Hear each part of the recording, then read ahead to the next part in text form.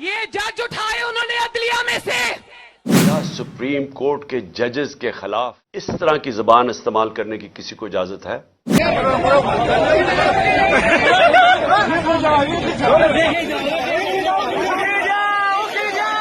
ये जब इस तरह की हरकतें होती हैं ना, तो ये बुज़दिली की निशानियां होती हैं। बिस्मिल्लाहिर्रहमानिर्रहीम, अस्सलाम वालेकुम। मैं हूं आपका मेजबान आकिल हुसैन। नाजरीन, आज के प्रोग्राम में दो बड़े अहम इश्यूज पर बात करेंगे। एक तो मरियम नवाज की वो धुआंधार तकरीर, और दूसरा आज का सबसे बड़ा इशू जेल भरो तहरीक की मुकम्मल तफसीलात आप तक पहुंचाने की पूरी कोशिश करेंगे।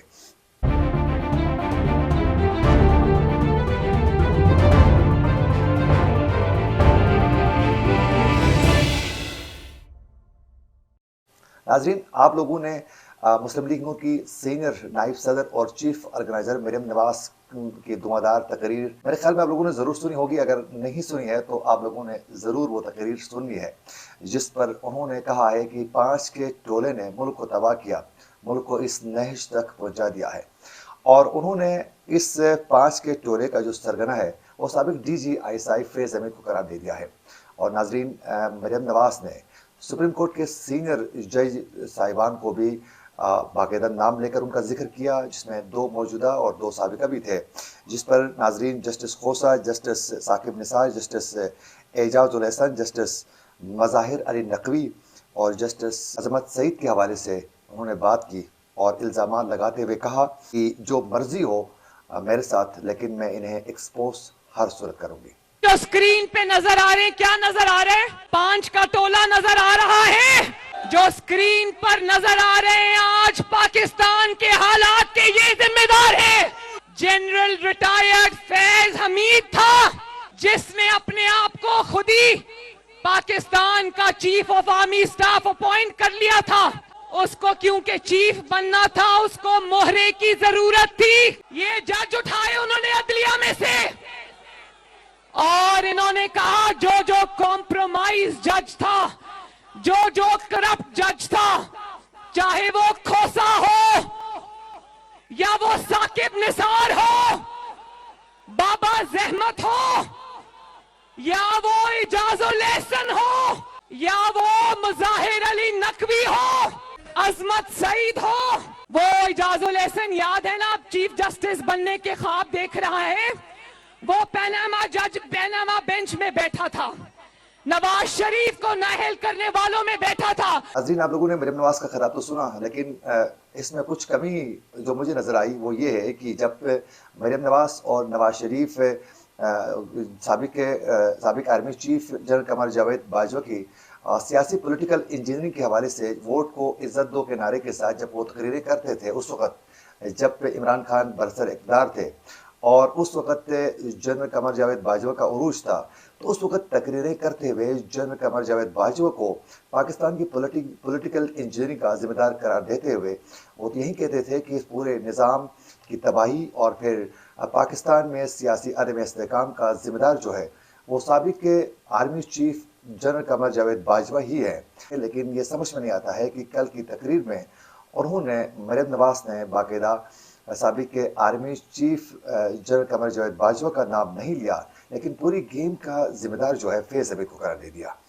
नाज़रीन, इस हवाले से इमरान खान का क्या कहना था, जरा ये भी सुनिए। जिस तरह की तकरीरें की जा रही, मैं ये सवाल पूछता हूं कि क्या जब केस सब जुडिस हो, सुप्रीम कोर्ट में केस हो, क्या सुप्रीम कोर्ट के जजेस के खिलाफ इस तरह की जबान इस्तेमाल करने की किसी को इजाजत है? एक जानिब पे इमरान खान का कहना है कि इस तरह के अल्फाज का इस्तेमाल करना मौजूद जज साहिबान के हवाले से अफसोसनाक है। वहीं दूसरी जानिब पे इमरान खान ये नहीं सोचते हैं कि जब वो बरसर इक़्तिदार थे या फिर उनके खिलाफ जब भी कोई बयान या फिर फैसला आ जाता है अदालतों से, तो फिर तकरीरों में वो भी इसी तरह सिर्फ और सिर्फ तनकीद का निशाना ही नहीं बल्कि धमकियां तक भी दे देते हैं। तो मेरे ख्याल में उस वक्त इमरान खान को इस चीज़ का भी ख्याल रखना चाहिए। नाज़रीन, आज का दूसरा सबसे बड़ा इशू यही था कि जेल भरो तहरीक इस वक्त जहाँ पंजाब में गिरफ्तारियों का सिलसिला जारी था, वहीं आज ये सिलसिला पेशावर में था। पेशावर की जो पुलिस थी वो मुख्तलिफ जगहों में गाड़ियाँ लेकर खड़े रहे और फिर प्रिजनर जो वैन लेकर वो ऐलानात करते रहे कि अगर कोई भी तहरीक इंसाफ का जो कारकुन है वो आकर गिरफ्तारी देना चाहते हैं तो ज़रूर गिरफ्तारी दे दे, रहनुमा आए। लेकिन ज़रूर आए कारकुन, आकर उन्होंने प्रिजनर वेन के करीब आकर उन्होंने तस्वीरें जरूर बनाई, लेकिन उसके बाद वहां से भाग गए। जरा ये वीडियो देखिए। दीजिए उधर क्या करना विक्ट्री निशान जोड़गा विक्ट्री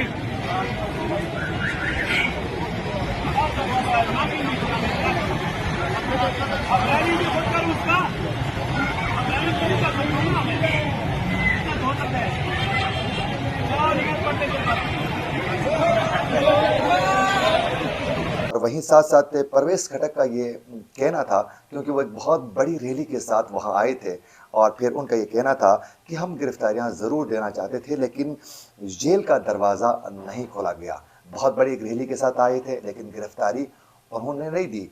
और वहीं साथ साथ मुख्तलिफ जगहों में पेशावर की जो पुलिस अपने प्रिजनर वैन और गाड़ियों के साथ गए, ऐलानात करते रहे, लेकिन तहरीक इंसाफ के कारकुन गिरफ्तारियां देने के लिए तैयार नहीं थे।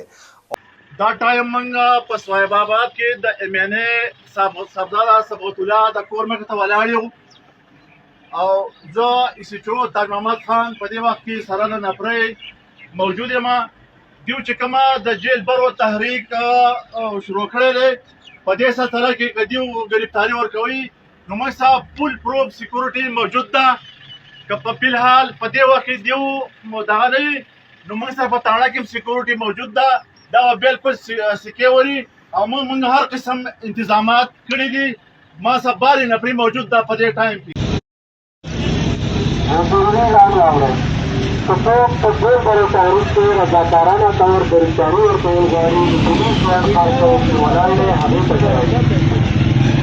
पीटीआई कारकुनान गिरफ्तारी देना चाहते हैं तो वो पुलिस गाड़ी में आ जाए। और गिरफ्तारियां देने के बजाय तस्वीरें बनाकर वहां से निकल पड़े।